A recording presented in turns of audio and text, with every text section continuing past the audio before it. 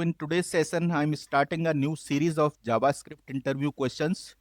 I have chosen this JavaScript language because it is very popular and versatile language to develop the client-side applications. And it is also a backbone of the various popular language like the Angular and the React.js. And nowadays, it is also being used for the server-side programming by using the Node.js, right? So let's get started. Let's check the first questions of this series. What are the different data types in the JavaScript? Okay, so let's jump into the code. I'm using this VS Code in order to write the different JavaScript files. Okay, and I will be using the Node.js to execute these JavaScript files. Okay, you can download this VS Code from the web browser. Okay, and install the Node.js in your machine. Okay, and if you face any challenge or any issue, then please let me know in the comment section. I will help you out. Okay, so similar to the other languages, JavaScript also provides the various data types. So that includes the string, numbers, the big int, boolean, symbol, and null, right? So any other language we can define this. Let is a way to define the variable, right? So here I am defining this name and assigning this John value to the name, and it will be considered as a string. There is no need to define a specific data type in the JavaScript. It will automatically interpret the correct data type internally, right? So here we are not defining any data type, but it will be considered as a string, right? In the second line, we are defining a number and assigning this 30 to the age variable, correct? And this is big number. Okay, and there is no specific data type for the short values, okay, and the long values, right, as we defined in the Java and other languages, right? So if we are defining a large number, so that will be considered as a big int. Okay, and in the next line, I am defining a Boolean variable. Okay, is active equal to true. If we are assigning a true and false value, so that will be considered as a Boolean variable, right? So in the next line, I have created a symbol. Okay, so what is the symbol in the JavaScript? Actually, symbol, we can consider this symbol as an wrapper. Okay, as an wrapper of any object or the property of any object, right? So suppose like you must be observed that there are some needs where we define the multiple IDs in a same file, right? So this is a way to create a wrapper on top of that ID in order to define the unique properties keys. Okay. So suppose let me create one more symbol here, and I'm naming it as IDs, and let me compare. So console, first of all, let me, what is this console.log, right? So this is the statement by which we can log any message or we can print any message to the console, right? In the JavaScript, we can use this console.log statement, right? And now let me compare these symbols and let's see what will happen. I'm using this strict equality operator. I will tell you what is the purpose of this equality operator in next question. Let me run this JavaScript file. So you can check the output in the console. It is returning false. When I am comparing this IDs, right? But even it is returning false. Okay. So this is a way to create unique properties keys. Okay. In order to avoid the collision between the different properties of any object, right? And in the next line, I'm defining a user variable. Okay, and I have not assigned any value to this user of variable. Okay, so it will be considered as a undefined. Let me print this value. Okay, so let's see what it will print. It is printing undefined, correct? So if we are not assigning any value to any variable, okay, so it will be considered as a undefined. Okay, and the next, this is like obvious, we are assigning null to any object, right? We can also assign null to any variable in the JavaScript also. Okay, so apart from these data types, there are other data types are also available in the JavaScript. Those are the arrays, okay, and the JSON objects. Okay, and this is all about the data types of the JavaScript. Let's check the next question now. What is hosting in JavaScript? Okay. So this is very specific feature which is only available in the JavaScript. Okay. So let's see what is this. So in this file, you can check, first of all, I'm printing this variable, right? A, passing this variable in this console.log, okay, to print out the value of this variable. Then I'm defining this variable, okay, variable A, and assigning this 5 value, okay. So ideally, what should it return? Because I'm assigning the value and created this value after this print statement, okay, after this console.log statement. Okay. So according to other languages, it should return a undefined, right? Because till this time we have not defined this variable, correct? And in the next line, let me comment out this line to explain you. And the next, I am defining this function, say hello function. So it should work fine, right? Because first of all, I'm defining this function and then calling this function, correct? So first of all, let's run this JavaScript file and let's see like what it is printing. Okay, let me change the name of the file. Hosting, correct? So it is printing undefined and hello 5, right? That is absolutely correct. Okay, because first of all, we have defined this function and then calling this function, right? Suppose I'm commenting out this line, okay, and if I'm calling this function before defining this function, right? I called this function say hello here, okay, and then define this function after this statement. Let's see what will happen in this case. You can check the output in the console. It is also working fine now, okay, surprisingly, right? Ideally, it should not work, right? But in the JavaScript, we can call any function before define any function, right? So it only works in case of the JavaScript only. So that is called a hosting. Okay. So let's check the next question now. What are the closures in JavaScript? Okay, let's check what are the closures. Look close. Okay. So created this function, outer function. Okay, check the code. And then created this variable count. Okay, and inside this function, there is another function, inner function, correct? Return function. And from this inner function, I'm incrementing this value of this count variable. So in the JavaScript, we can also access any variable which is defined outside of this function, right? So that is called as a closures. Okay. So let's run this JavaScript file. It's printing 1, 2, 3, 4. Okay.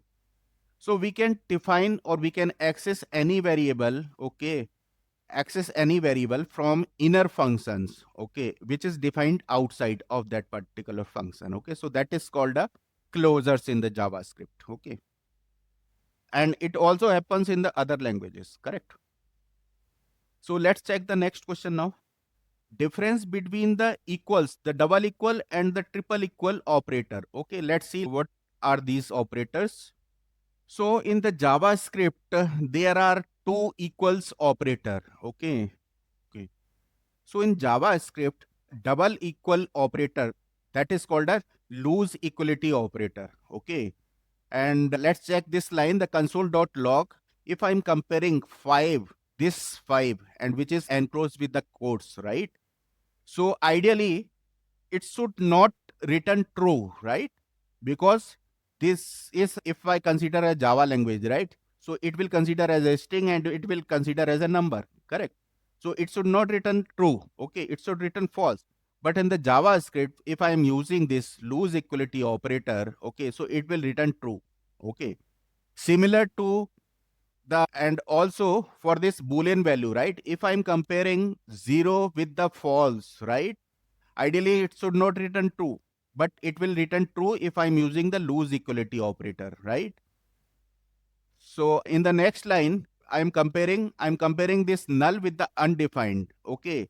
So it should also return false, but in the JavaScript, it will return a true. Okay.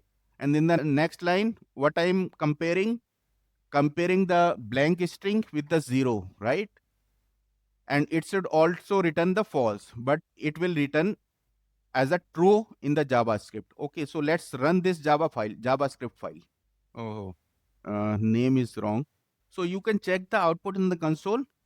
All these statements are returning true, but ideally they should return false, correct? So this is the loose equality operator which is available in the JavaScript file. Okay, so let me comment out these these lines. So another equality operator which is available in the JavaScript, that is called a strict equality operator. Okay, where we can have the three equals operator, right? Like this. So here I'm comparing the 5 with this 5 which is enclosed with the quotes. It should return false because we are using the strict equality operator. 0 equal to false. It should return false. Okay, null. If we are comparing null with the undefined, then it should return false. And the 10 with the 10. Okay. If I'm comparing the 10 which is enclosed with the quotes and similar value, okay, then it should return true. Okay. So this is the actual equality operator which we use in the other languages, right? So in the JavaScript, we should always use this strict equality operator. Let me run this JavaScript file. So you can check the output. So this is the actual equality operator which is available in the JavaScript. Okay, we should avoid to use the loose equality operator in the JavaScript when we are comparing any objects and the values, right? Otherwise, we can get the uncertain results. And the third one, inequality operator. Okay, to the equality operator, there is another inequality operator, which is also a mostly used operator in any language, right? So there are two types of inequality operators are available in the JavaScript. Okay, similar to equality operator. Here we are comparing 10 with the 10, which is enclosed with the quotes. Okay, so it is returning false, but ideally it should return true, right? Because the 10, we are comparing 10 with the 10 which is enclosed with the quotes, or we can consider it as a string, right? So it should return true, but it will return false. And in the next line, if we are comparing the 10 with the 10 which is enclosed with the quotes, okay, and using this inequality operator where we have the double equal sign, right? Double equals. If we are using double equals, okay, then it will return true. Okay. So ideally we should use this operator only when we write any program or any code, correct? So let's run this JavaScript file once again. So these are the equals operator, equality operator, which is available in the JavaScript. So in the next question, we have to explain the this keyword in the JavaScript, right? So let's see what is the purpose of this keyword. So I have written this code where I kept created one object. Okay, inside this object, we kept this field John, and there is a function, right?